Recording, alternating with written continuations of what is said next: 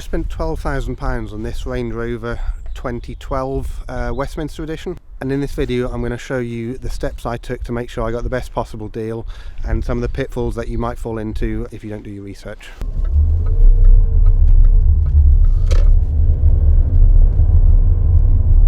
Before you start going and driving these cars about and having a look at them and even parting with some cash, you need to really do your research and work out exactly what it is that you want to buy, so what your budget is, and also the specification that you want. For myself, I wanted either a 2011 or 2012 4.4 diesel engine, so the TD-V8 engine, and I wanted it in either Westminster spec, Vogue SE spec, or potentially the autobiography trim level, although those are the autobiography is pretty rare compared to the Westminster and the Vogue, the Vogue SE. So I want to spend between £10,000 and £15,000, and the mileage I wanted sort of around about 80,000 miles, plus or minus a few. One thing that's worth doing is finding one of the original dealer manuals, having a look at the different options that were available on those model years, and starting to write down the certain things that you might want. For example, the Westminster spec came with the uprated hi-fi system, whereas that was an optional extra on the Vogue SE and the Vogue, and you get heated and cooled seats on the Vogue SE and the Westminster standard.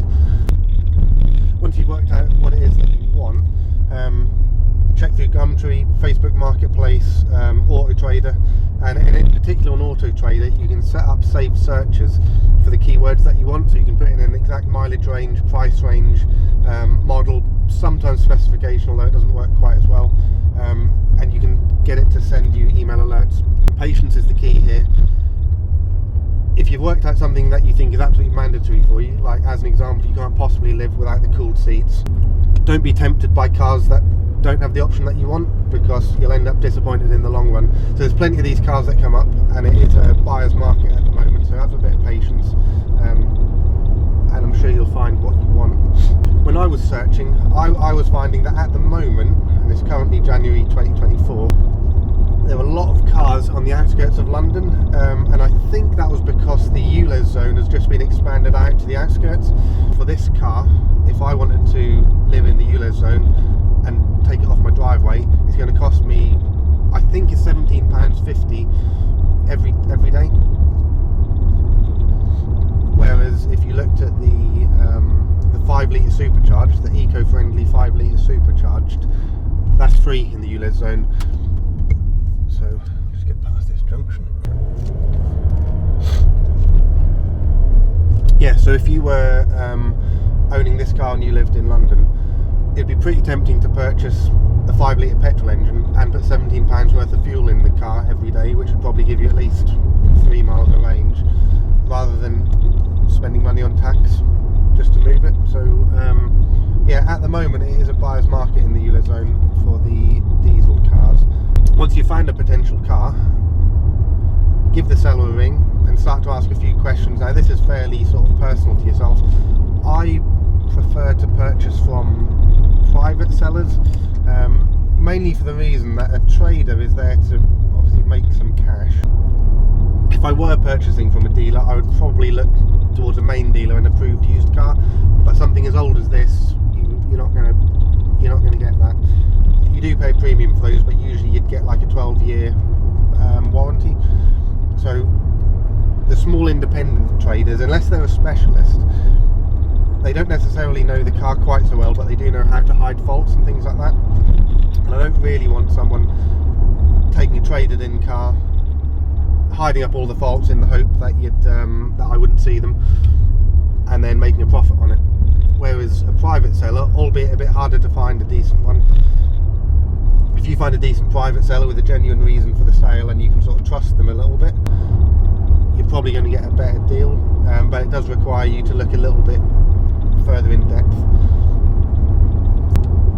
If you've got a private seller paying out however much tax this is, 60 odd quid a month, ULEZ charges, diesel charges if they have to commute with it, they've got a bit of a liability sitting on their driveway, and you've got a pocket full of cash waiting to buy it off them. The moment that you've purchased that and it's been transferred on the DVLA, that liability transfers to yourself. So if you buy something that's got a load of issues with it, it's yours to fix or sell. And then when you're trying to sell it, it's going to cost you a lot more money. As a little anecdote, I did go and have a look at an independent trader on a very similar car to this, possibly a slightly higher specification actually. I forget if it was an SE or an autobiography, but when I was driving it was constantly pulling to the left, and when I put up the air suspension and things like that, it was all lopsided.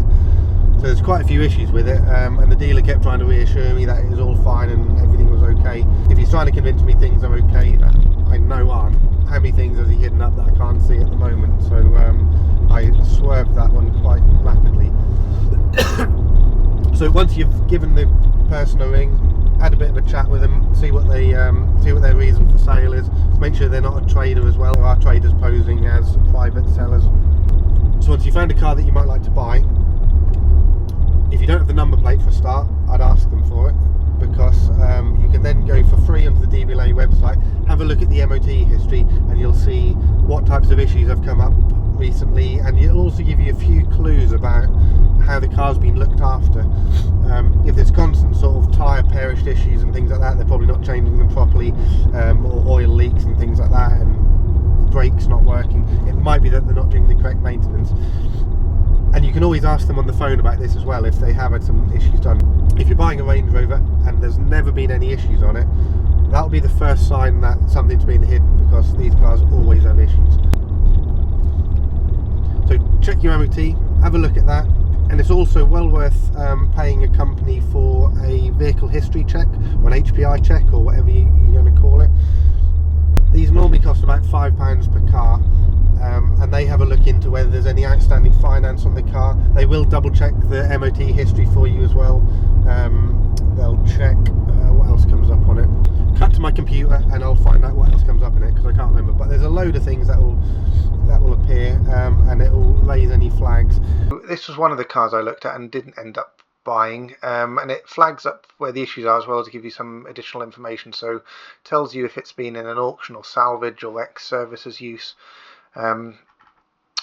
along with making sure it's registered, taxed, MOT'd and things like that, which you can find elsewhere if you wanted to. This car had outstanding finance on it, so despite it being owned for, I think the last owner was about 8 years, they had owned it for, this had a 48-month finance term on it, which is a little bit weird to me, and if that person were to default on their payments, potentially your car could get seized, I guess. I don't know the legal ins and outs of it, but to me that was a bit of a red flag. It goes through the mileage record as well, and again this one, it wasn't doing loads of miles, and then suddenly they went down, so it could have just been an MOT error. Sometimes they do tap in the wrong numbers and things like that, but still this is a bit of a red flag. You know, has it been clocked or something like that and done a bunch of miles? And the other thing to consider is if you ever want to sell the car, this exact same thing is going to flag up to the next owner that you're going to have to explain it to. It also talks through the MOT history. There's nothing major here that you know, like CV joints failing and discs worn and tyres, that just does happen. So as long as they fix it, it doesn't really matter. There was an oil leak from the engine, possibly the oil cooler, which is quite common on these cars. So anyway, this gives you a good starting point, a good few things to Google. For me, seeing this outstanding finance as well as the MOT failure, as well as a couple of things I saw on the car, were enough red flags for me to just put off and find a different car. I didn't need to take the risk on that one. And the other thing to remember is if you're ever looking to sell the car, the chances are your future buyer will be doing these HPI checks, so it's worth getting that out into the open early on. The final tip on computer-based checks is if you can find the VIN number or vehicle identification number, there's a number of websites that you can go onto that will tell you the exact specification of the car. Often the sellers won't know exactly what's on the car. If you didn't originally specify the car, and there's not many single owner cars out there, but if there is, great. You can see exactly how this car was specified when it was purchased. For example, things like laminated glass, locking rear differentials, remote heaters, the type of leather, things like that. You can see all of that if you've got the VIN number on a website. You can find the VIN number just using the license plate number, but it's a bit fiddly. You have to use some sort of various websites.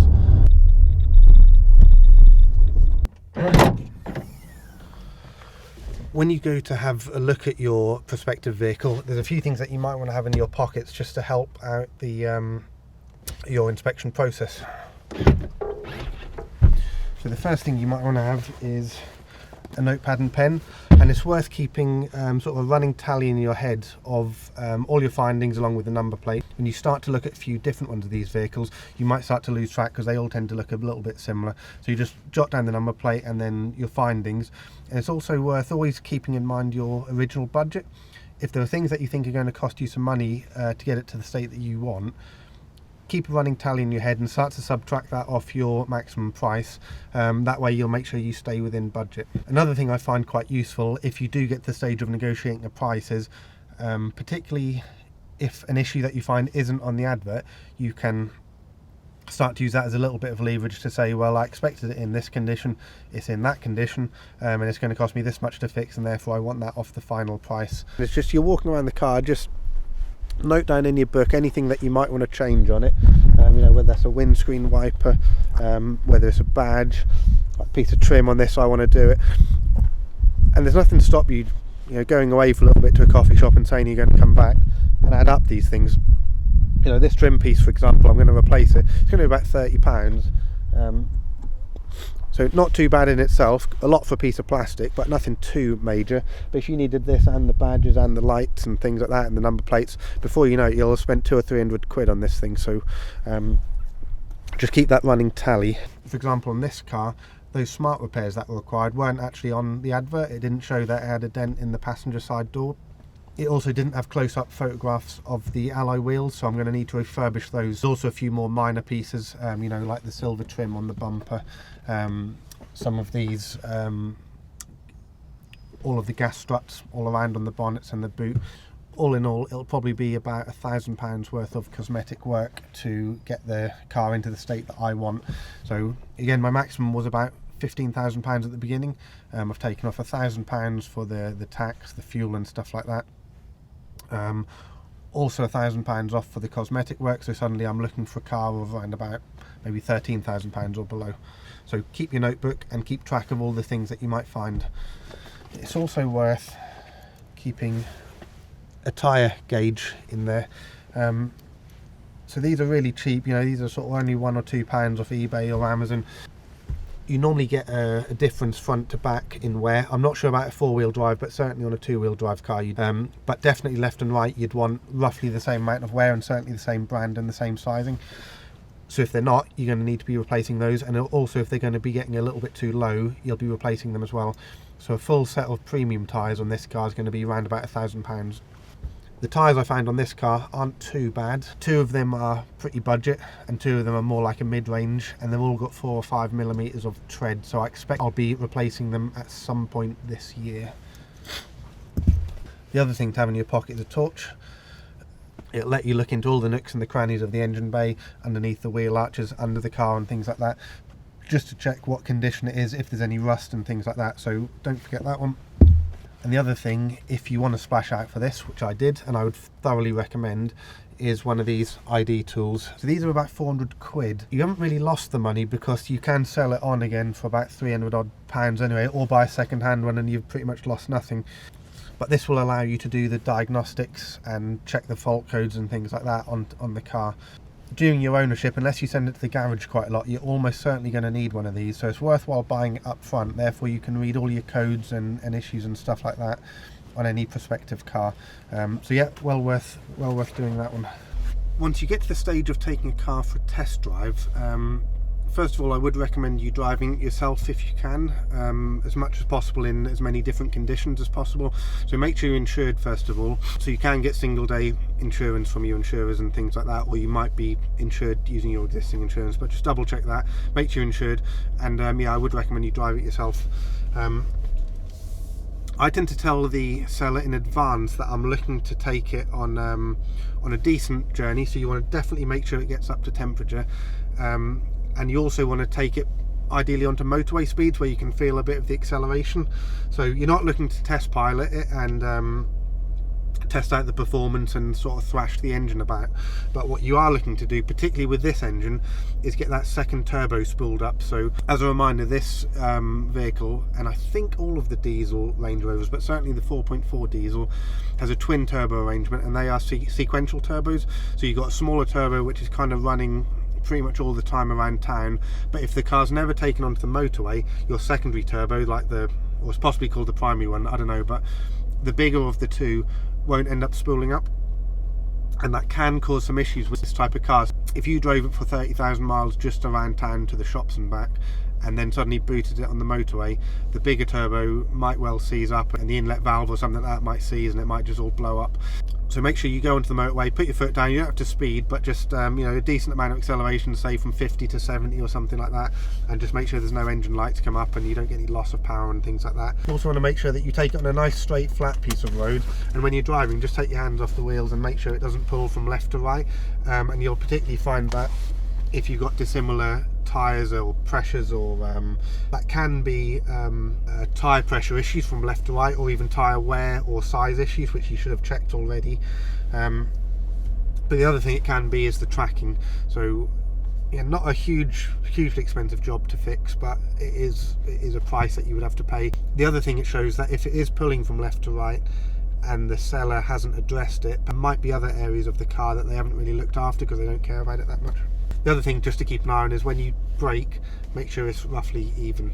Check out as many features as you can when you're driving it. So if you get the chance to use any of the different off-road modes and stuff like that, or high and low range gear or hill descent, feel free to use it, although it's fairly limited in the UK of where you can actually use those things. You know, things like make sure the horn works and all that sort of stuff.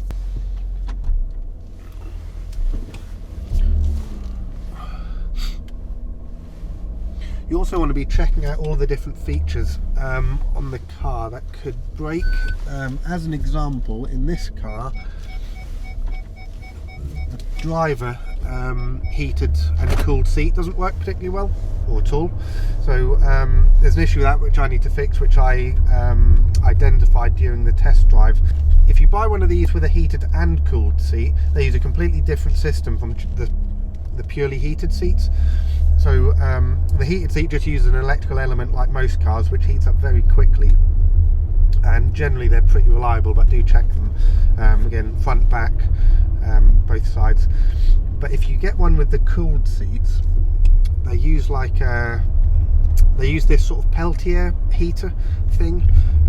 Don't know exactly how it works, but it's got this heating and cooling Peltier device, and it blows air through it, through the little fan that goes through the perforated seats.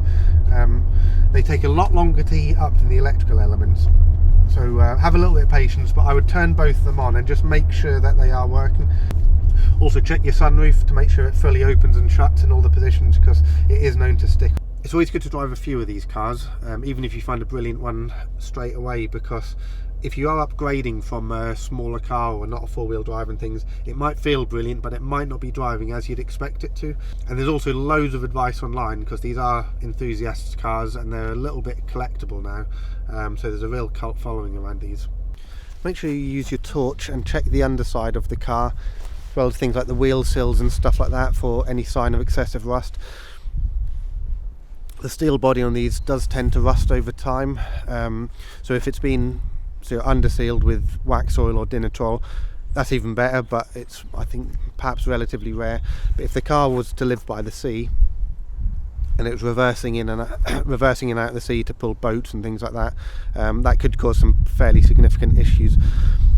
This one's been, from what I can tell, a Chelsea tractor all of its life. There's very few signs of scratch marks from hedgerows and things and stuff like that, and I don't think it's ever been green laning. I expect a lot of the modes have never been used, and the paintwork on the whole is in quite good condition. There's quite a lot of swirl marks from car washes and things like that, but I can polish those ones out. Again, one of the other perks of buying one from London is they've often been parked just on the side of the road just to look cool rather than go off-road.